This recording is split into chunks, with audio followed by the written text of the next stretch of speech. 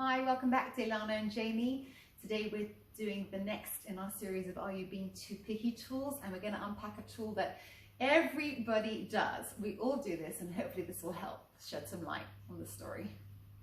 Yeah, so have you ever been in a situation where you had a series of conversations with someone, maybe a business person or maybe, I don't know, some kind of potential acquaintance, some kind of opportunity, and after a few of those chats on the phone, you went to meet them and you were really shocked when you met them because they looked really different than the way you'd kind of imagined? Yeah, you're like, wait, you're really tall. I pictured you short, Right. or whatever it was. And the funny thing is, it's not like you think you've pictured them. You don't remember picturing them, but when they are the way they are, you're like, whoa, you're so different to how I imagined you, right? 100%, 100%. So there is a human phenomenon, and it's a very natural thing. There's nothing wrong with this at all. But we have like a Rolodex of our previous experiences, and certain words, certain images, certain preconceptions on our part trigger certain images. Okay, we all do this. So let's just try this now. I'm going to throw a few words out to you, and you'll notice that a picture comes into your head. I'm going to throw out chess player. I'll say boxer. I'll say cheerleader. I'll say accountant. I'll say super controlling. I'll say elegant business person. I'll say boring librarian. Whatever, it doesn't matter. Right. When we say words, they can be as stereotypical and extreme as you want. It makes no difference. And even if they're more subtle, a picture pops into our heads. Sometimes we'll have very similar pictures because we both watched that movie. And sometimes, my aunt's the intellectual boxer, so I have a particular picture like that, and your uncle's are where it comes from, it doesn't really matter. Right. But we have a picture, and this is natural, but it can be a disadvantage. 100%. Ilana's got a really beautiful example about this that she shares often in our classes when we'll talk about, like, a person has a perception of a need, they've got something to do with their type. Yeah, people, women will often say to me, I want somebody who's really tall. And when I push someone, what they mean is, it's not that they need height, it's that they need to feel safe and protected. And the imagery that they have for being safe and protected is someone who's bigger than them and taller than them.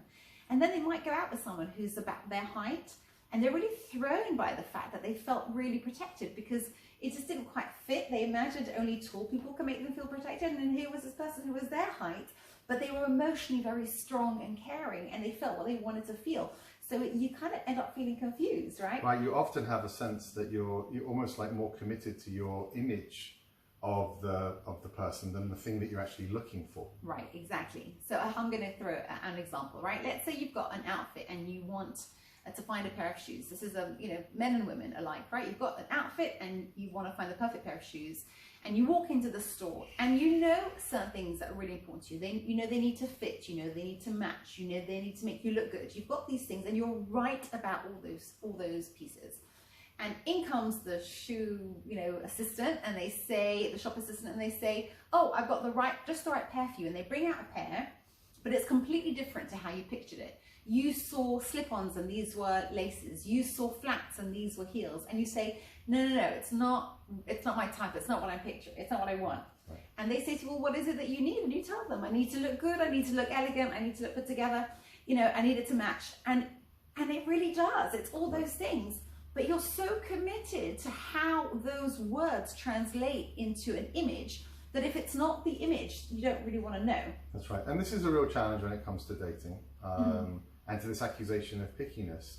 So what we want to recognize is as follows, is that often, not always, but often there's a self-knowledge. I need someone who is calm, caring, nurturing, spiritual, idealistic, whatever it might be.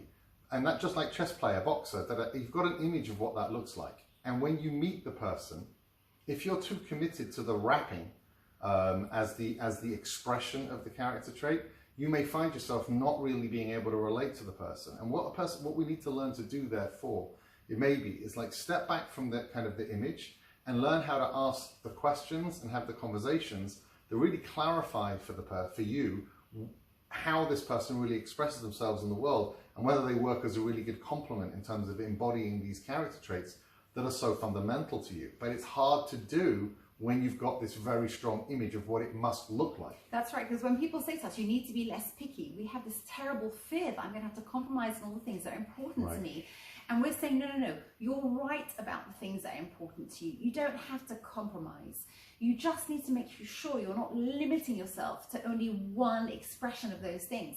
Because you might find 10 pairs of shoes that match the outfit. You might find 10 different types of people who actually can all really fit the bill. But if you're only picturing one and none of those 10 is that one, you're going to say no to all of them. And by the way, how many of your friends will tell you, your married friends will tell you, right, that they were really surprised by whom they married? It doesn't mean I wanted someone kind and they were like, you know, horrible. That's not what they mean. Right. They mean I pictured something and I got what I needed. I'm very happy with what I have. But it's different to what I expected them to look like for this very reason. 100%. Okay. Broaden your options. Speak Good to you luck. soon.